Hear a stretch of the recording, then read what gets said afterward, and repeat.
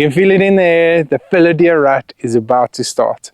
And besides the obvious telltale signs that the Fallow deer are in rut, here are some of the tips and tricks to look out for on this year's Fallow deer rut.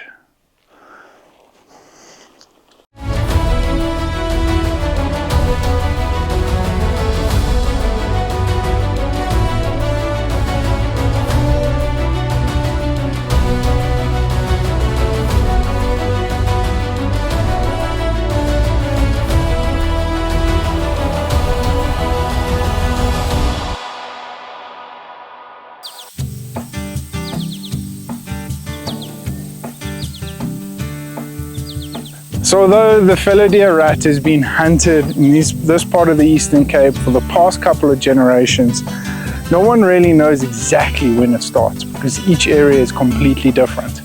However, sitting around the campfire, there's a lot of opinions that get thrown around. The first full moon, the first cold winter spell in the April period, but no one really knows the exact point.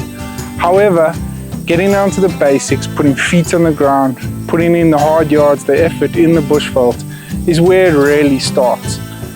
Although this is my third season without a tuckbuck, better known as a Fallow deer, I still put in the hard yards on the ground because I know that's where my knowledge excels, where I can learn more about the species that I'm continuously hunting. Although originated from the northern hemisphere, the Fallow deer have come down to South Africa and developed their own unique way into avoiding dangers, predators, and of course us hunters. So being a professional hunter for the past couple of years, it's also allowed me the opportunity to have conversations with a lot of different professional hunters or hunters that have hunted these species in the past couple of generations. So what may have worked for somebody in Cradock is not necessarily going to work for somebody in Queenstown. And that's the unique part about hunting the Fallow deer rat. However, there are some basic telltale signs. For instance, bedding of the females, where the females are lying and having their bedding for overnight, because of course they are the gold of the moment, right? Everyone wants a female. So if you find the females, you're most likely going to find the stag.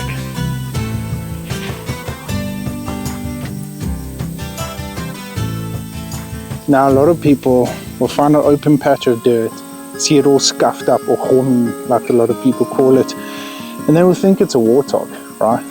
But at first glance, of course, anyone would mistake it for being a pig. But bits of turned up dirt doesn't only mean that. Have you ever seen a Fallow deer walking around with patches of grass hanging off its antlers? That's no coincidence, right? It's part of their domineering factor that they put into the ground, and they scratch their necks and their heads in the ground walking around with these big vegetation on their antlers. Those are also one of the first and most unique telltale signs, is that is a dominant stag within the area, and he wants to show his dominance by turning up the dirt. A lot of the time has been documented where they'll actually pee on those specific areas and start rubbing their bodies into it and getting their musk on them, and that hard stench sticks with them, so that the females can actually communicate back to them and then communicate back to the females, knowing that there's a dominant stag within the area.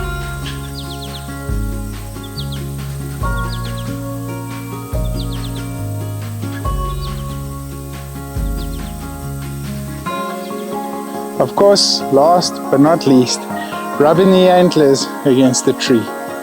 This is probably one of the biggest telltale signs of the rat starting right there and then. Because once these Fallow deer stags come down off the mountain tops, they're going to want to start declaring their dominance as soon as possible and finding a tree trunk to rub their velvet or to rub their itchy antlers on is one of the most important ones to find. So if you suss out some of the grub and the shrub, underlying shrub, where the antlers are normally digging in and scraping them up and down the tree bark, that is probably one of the most important signs that the rat is just about to start. Like I mentioned before, Fallow deer have slowly become accustomed to the South African bushveld and being a part of the generational hunting industry It's no wonder why it's become one of the more desired animals on anyone's hunting bucket list in Africa.